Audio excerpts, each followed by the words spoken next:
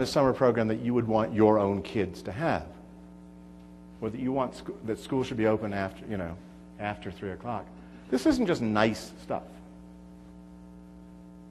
We know, for example, that for high school students, the amount of unsupervised time after school that students spend is a better predictor of educational outcomes than race or social class.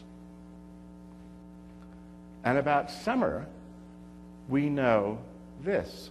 Poor kids, middle-class kids, well-to-do kids, they progress at about the same rate during the 9 months of the school year. It's the summer that makes all the difference. Because, think about the kinds of activities your kids are engaging in, and then think about the kind of activities that poor families provide for their kids, which is, basically the kids hang out. They lose a lot. So it's not just nice stuff. It makes a difference stuff. Get medical support, public health programs in the schools. It's great that there's children's health insurance out there for kids. Health insurance is one thing. A doctor is another thing. If you're a working mom, and many of you are working moms, so you'll appreciate, or dad, you'll appreciate this. In order to get your child to the doctor, you've got to take off for part of the day. If you're working, if you're a teacher, you might be able to get a 4 o'clock appointment so you can get there. But if you've got a 9 to 5 job, no such luck. Taking a day out of your job, taking a day off, take care of your kid. If you move some of those public health clinics into the schools, connect them to the schools, and by the way, open them to the community so that the parents too can use those facilities. Turn the schools into a hub for that community. It's a great thing to do. Little things schools could do. Eye exams and eyeglasses and dental exams. In a city like Denver, a third of the kids are coming to school with uncorrected dental problems. That means pain. Across the country, we lose 1.5 million school days a year because of dental problems. I've never done the division to see what size city would have to shut down to get to 1.5 million school days. That's a lot. And a third of kids have uncorrected vision problems. And in industrial cities, about the same proportion of kids have unaddressed asthma. So just imagine, all of us fans of academic rigor, put yourself in the place of a kid who is in pain because of his teeth, who can't see the blackboard and is having a hard time breathing. It's just hard to imagine injecting that kid with higher order skills. And by the way, at least one of the things that I found in big cities, and I bet you it would be true here as well, is that the companies like iGotcha and the other national eyeglass chains are very happy to get glasses in the hands of kids, and cool glasses in the hands of kids, free, if needed. This is doing well by doing good for those guys. It's great publicity also. Those customers are hooked for life because they're going to need glasses not just when they're 10, but when they're 70. It's a long time to have cultivated a business plan. Connecting schools with communities and bringing parents in as part of that connection. Using their skills in the schools and providing for parents the GED training or the English language training or whatever it is that they need most. Some places it was cooking classes or sewing classes or computer literacy classes, whatever. There's money for that as well, not the kind of money that schools typically think of, but there's money for that out there in workforce development land, for example. 4, get a caring, stable adult, a mentor, a champion in kids' lives. When I went around and talked to people, not from the schools, but any place else, what's the one thing you'd want to change in a kid's life? It was caring, stable adult. I heard that phrase so many times that I thought it must be, someplace, in the water. But it made sense as I started to think about my own life, and I started asking people about their lives. you start to think about your lives, there was somebody there for you.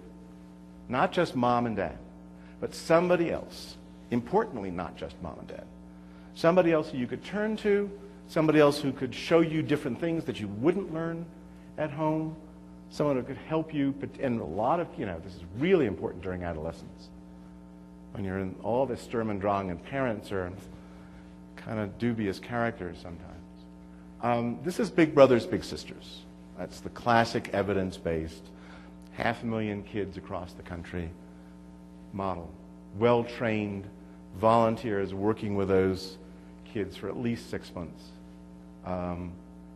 And with really impressive impact on a whole variety of things, ranging from reading, school attendance, feeling about school, feeling about themselves, and the biggest impact, relations with their parents, which surprised me at first, but then when I thought about it, it made a whole lot of sense, right? All of a sudden, your parents don't have to wear 9 hats. You can come to them for different things, and they see a somewhat different you. Every day, about 10,000 people, 10,000 Americans turn 60. And when you ask, and I resemble that, when you ask those folks, what do you want to do with your life? They don't just say, bridge or, read trashy novels or go play golf. This is the generation that wants to give back. This is the boomer generation. And they want to give back, they say, to their church and to children. It's a huge untapped resource of volunteers to work with kids out there in the world. And the estimates of kids who need mentors, 12 years old, kids of age 12 and up, who are at risk and hence need mentors. The gap is 15 million kids. And there are lots more kids besides. Finally, a kiddie savings account for children. It's an idea that operated in Britain for about a dozen years and has been on the agenda of a bipartisan idea in Congress for a number of years. And the idea goes like this. For every child that's born, the government puts a $500 in an investment account. $1,000 for parents who are earning less than twice the poverty level. The numbers don't matter so much. Poor families get a bit more. More interestingly, the government will, for poor families or working class families, the government matches those investments up to $500 a year. You invest $500, the government will match it with another $500. Well, that is important on 2 grounds. One, it actually does give kids a nest egg. You get a child who's had a good growing up experience, good teachers, good family life, maybe a mentor in her life. She gets to the end of high school and she looks around. She's in Wyoming. She's lucky because she's got one of the lowest tuition universities in the world she can go to. But if she's in California, our tuition has doubled in the past 5 years. It's about to double again in the next 5 years. That means we're going to be charging $20,000 a year tuition in the University of California, and we're going to be looking more and more for out-of-state students who are going to charge even more too. And that story is true across the country. Kids, so our high school, our girl who's gotten to this point looks around and says, I can't afford college. Well, she's got a nest egg, and if you do the math and look at the compound interest, that $500 times $2,000 compounded over some period of time, it's actually worth a fair amount of money. What's even more important than the money is the change in the attitudes of the families. All of a sudden, there is a quarterly investment statement showing up. Parents have some choice as to how they're going to invest. And the kids are going to get interested in this, and they do. When you look at kids, you compare kids who've gotten such accounts in their families to those that don't. The kids with investment accounts like this, otherwise exactly the same as other kids, are much more money savvy. because they've got money to be savvy about. Mom and dad can say to, Grandma, enough with the presents. Put money in the kids' savings account. They start to see that their children have a future that they didn't imagine before. This works for middle-class families. Presently, there are college savings programs. This is a way of providing that for working class and poorer families as well. So, strong parenting support at the beginning, really good early education to get you into high-striving, academically serious schools that are connected to their communities, a mentor in the lives of kids, and a savings account for college or career education when the kid turns 18. When I costed this out, it would add about 20% to the amount of money that the government is now spending on children. It's hard to figure out how much additional money there is because there's a lot of money being redirected. But let's put it this way. Even in this era of cut, we're talking about marginal dollars. So this is the point of the talk, and I'm almost done talking, so get those questions ready, please. When people say, that all sounds cool, why hasn't it happened? Why aren't the folks out there pushing for this? And there isn't a politician in the world who's going to say, I'm anti-kid or I'm anti-family. Not and hope to live another day in office. Well, the reason it hasn't happened is that there is no serious political organization around the concerns of children, full stop.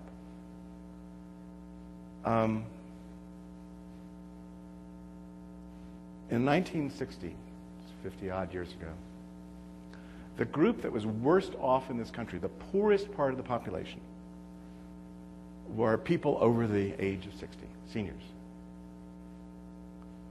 They're now the best off.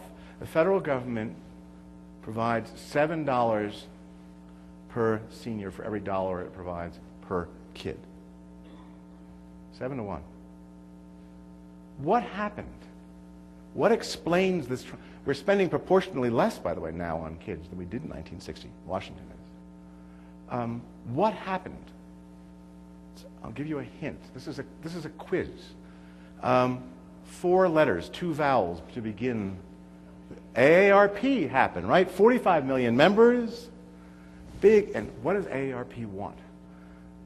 Right? Social Security, Medicare, prescription drugs. That's it. What do the kids advocates want? Oh my God, everything. Everything. And they're all over the lot. And they're often not very good. They're not very professional. They don't know how to really make an effective case. And I say this with respect to folks who are very good-hearted and care deeply for kids, but they're just not very effective. I've seen too many situations in which a child advocate would show up and legislators would hide. They close their doors, not because they didn't care about the issue, but because they didn't want to be berated, which is always going to happen. So we need a stronger we.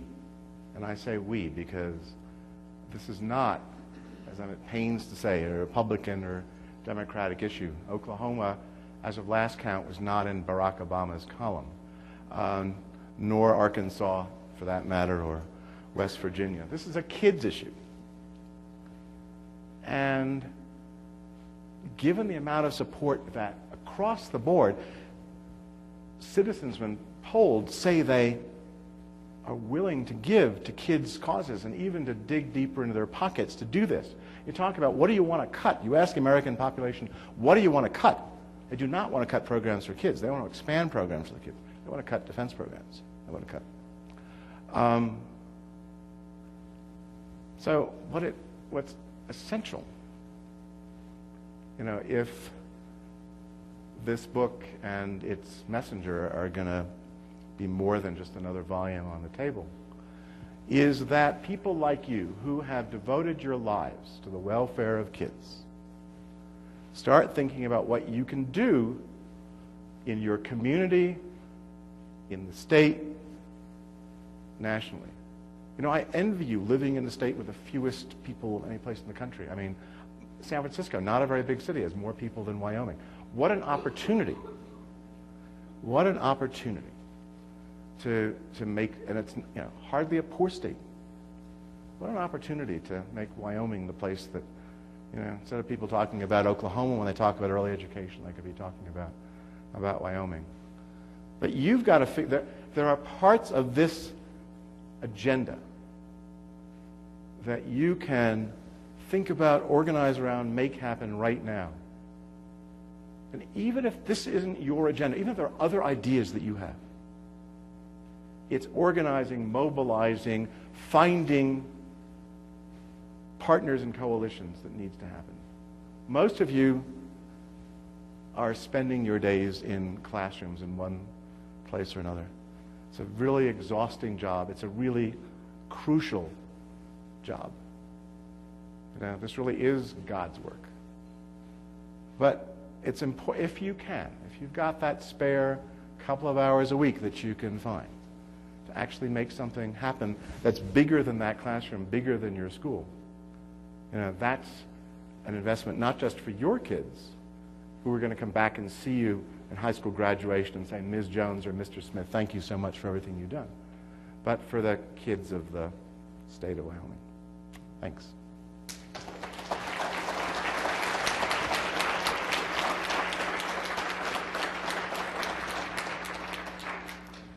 So that was not take the time to give a short speech, and I know that I'm all that stands between you and coffee or drinks or whatever. But are there comments, questions, thoughts? Yes, ma'am. You might want to stand up so people can hear you.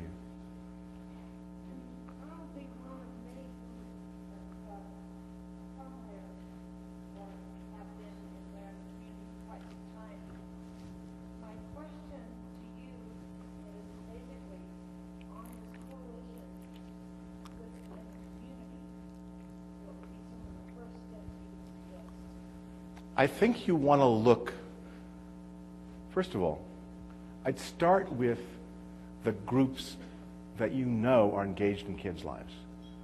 So the pediatricians get together in this town. That's just one kind of group.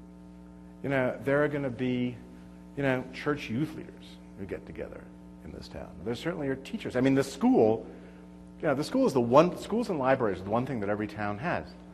They're going to be a centerpiece of this story. You want to conscript a group that I think is, you know, needs a lot of work, but is a very powerful group in the politics of this. That's the child care providers. Child care providers are, here as elsewhere, one of the main reasons why there isn't state-funded preschool. I get that. This is their living. Nobody is making $1 billion doing child care.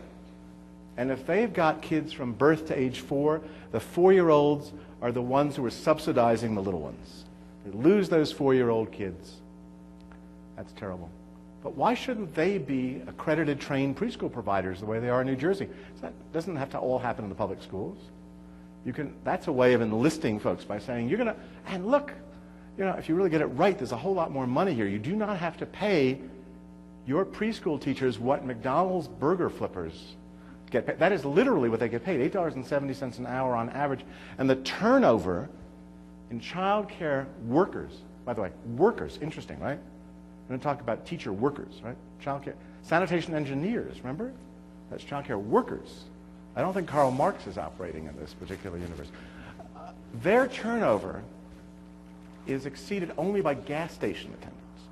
That's really not what they want. And then you get down and begin talking about what can we do, what does Laramie need? And in the early childhood area, this is what the Early Learning Challenge grants are about. Try to figure out what do we got and what do we need. But here's a secret. Really good preschool is the model that's also really good school and community that I just described. Community schools are just preschools grown up. And if you think about all the groups that I talked about, they all have some stake in kids. And the next thing I would do would be to reach out to some unlikely allies. There's the Chamber of Commerce. They care about the economic well-being of the town. Chambers of Commerce are often aboard on this issue. You've got the Business Roundtable, which is the big businesses of America. They're signed on to this stuff. But the most interesting might be, go to your police chief and your DA. There's a national organization called Fight Crime, Investing Kids. That's who it has, DAs and police chiefs from across the country. They've got a 2-item agenda, early education and after-school programs. And the reason is very simple. When I talk to them, they say, we do not want to be in the business of locking up 15-year-olds. It's not what we want to be doing with our lives. And if these programs are going to work, invest in those programs. And then you really just have a mushroom effect. Now, I'm conjuring up a hypothetical Laramie because I don't know the place. You do, but you can imagine, I'm hoping, from that kind of map, what it is that you might do and how you might proceed. Call them, put an announcement in the paper that I was just looking at. Have a meeting of people who care about kids and see if 5, 10, 20 folks show up, and then see where you go from there. Thank you.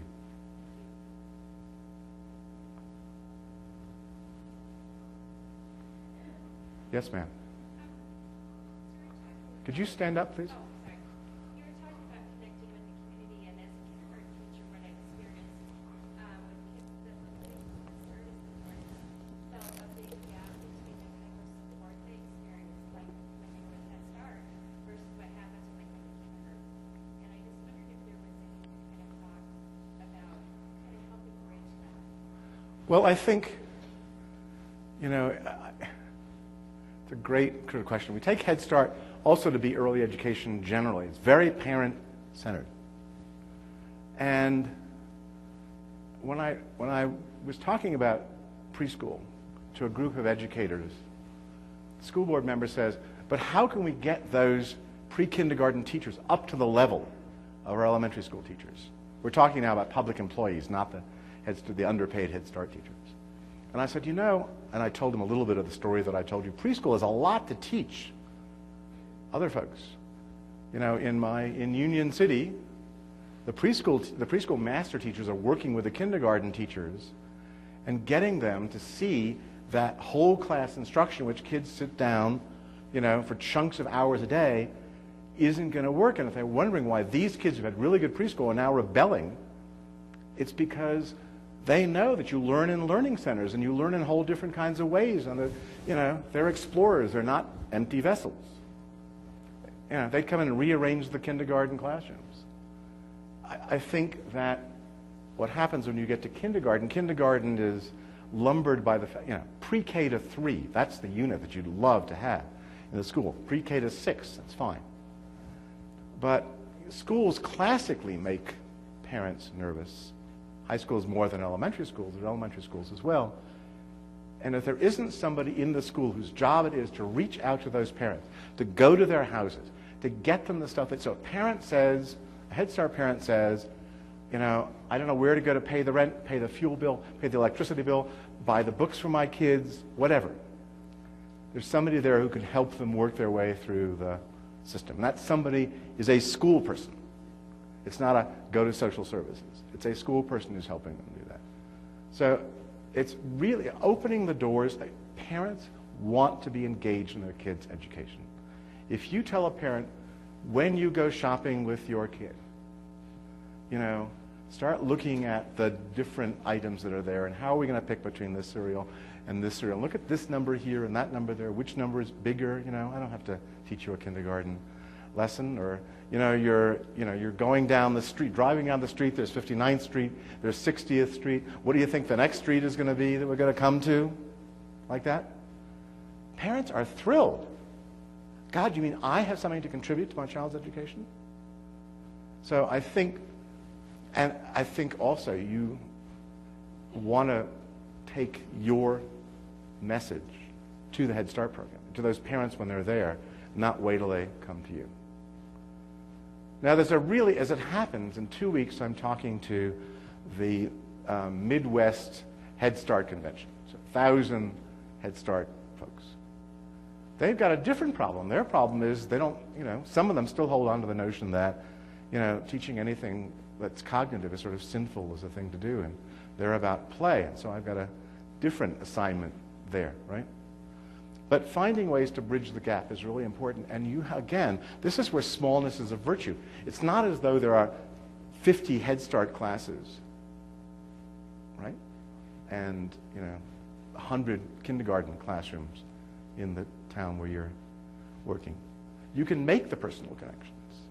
You know which Head Start is sending kids to your class, and you can go to those folks. And generally, breaking out of the individual classroom and starting if you're in schools, by actually swapping notes, ideas, thoughts with other teachers, and then working your way out from that is very important. And believing that parents aren't just nuisances who you want to fob off on somebody, get them through their own parents' night, and then I'll see them, maybe there's a parents' night in the spring, and that's it.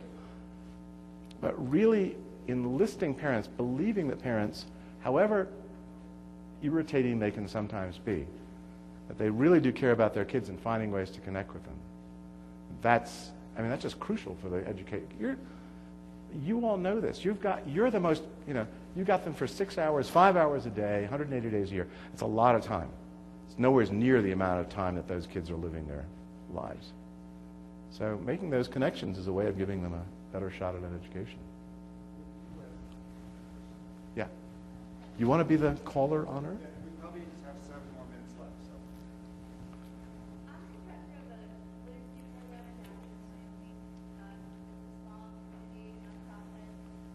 We're just kicking off an early literacy program, and we don't really know where to go with the literacy program. Start research here in education, working with the kids, doing home visits. Where would you put your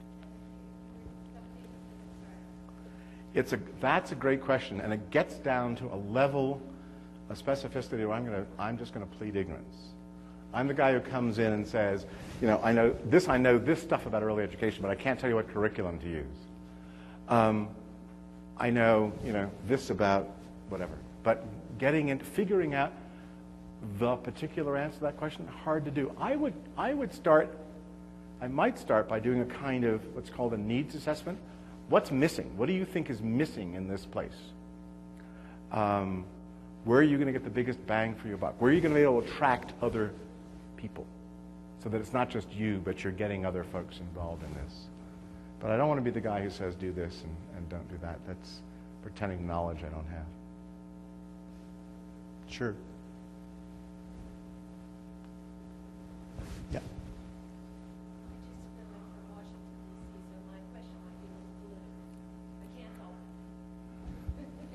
Yeah. But I heard you say that. I'm the let's reason together political guy. So yeah. I heard you say, it was interesting because I heard you say that as a member of the Obama transition team, that you were listening. But did they listen to you? Were you able to give input as well? If so, what was the reaction? Yeah, well, I was lucky. The things that I was tasked with looking at were early learning and community schools. So there is a little community schools pilot program modeled on the Harlem Children's Zone. I don't hold much hope for that. But the idea is nice. More interesting, Housing and Urban Development and the Department of Education are talking to each other. Housing and Urban Development realizes you don't just need to build houses, you've got to build communities. Communities have kids in them. Kids go to schools. So how do we talk to each other? That's very encouraging. That was something we talked about generally. I was really as far as early learning was concerned, I thought this. Washington should not be dictating to the states. You've got to have this program in place for 0 to 5. Spend all your money on pre-K. So the plan that we produced was this. We were going to invite states to think about that whole period from prenatal to going to school, to look at what they offered now. Some states had really good child care programs. Some had none. Some had really good parenting programs. Some had none. And the invitation was going to be, design a system for yourselves that is high quality, public-private, nonprofit-profit, transparent, connected, a system. No cliffs, but a system. And then figure out, to go back to the question from the woman from Jackson, where are your biggest needs now? Where are you going to invest money now? How are you going to get from where you are with lots of holes to a place where you've got a system? And we called it the Early Learning Challenge Grant. And it's had a rocky history politically. Little kids, you know, the old political line, you know, kids don't matter because kids don't vote. Well, little kids, I mean, there's just, you know, you talk to politicians and a lot of them still think that little kids are blobs. And that's the word that, you know, gets used. But this is one of those moments in which the administration really was able to persevere, and it has a $500 million, $500 million Early Learning Challenge Grant program in the works. As I understand it, the state of Wyoming is applying for that money. Applications are due in about 3 weeks. It's an opportunity, it's really the opportunity in terms of gridlocked Washington to build something of value for children. You know, No Child Left Behind, et cetera, is not going to be reauthorized in our lifetimes, and, you know, that's a whole. But here, you know, this is not quite virgin territory, but it's a lot more open, and you're not in old fights. You're not in old fights. And I, you know, I'm not talking to a group of early educators, and I care enormously about the whole gamut of the population, which is why I've been spending time in this urban school district.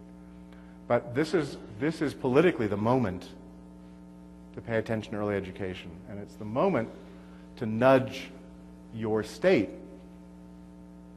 into making a kickstarting, you know, a program that's going to put it, you know, elevate elevate the game, raise the game. So, as I said, it's not about Republicans, it's not about Democrats. Republicans and Democrats poll equally in terms of kids, what you should do with kids. You know, the idea that parents should be responsible for little kids and this is state takeover. I mean, I don't know. Maybe that idea is alive and well in Wyoming. It's not alive and well in Oklahoma or Nebraska, you know, or Arkansas. And I think one series of visits from conservative legislators to a really good early education center or a really good parenting program, a series of conversations with middle-class moms who've got to find some place for their kids because they're going to work, can make a huge amount of difference. That's at least my hope. If I didn't have that hope, I wouldn't be up here talking to you. So thank you all very much again. It's been great to be here.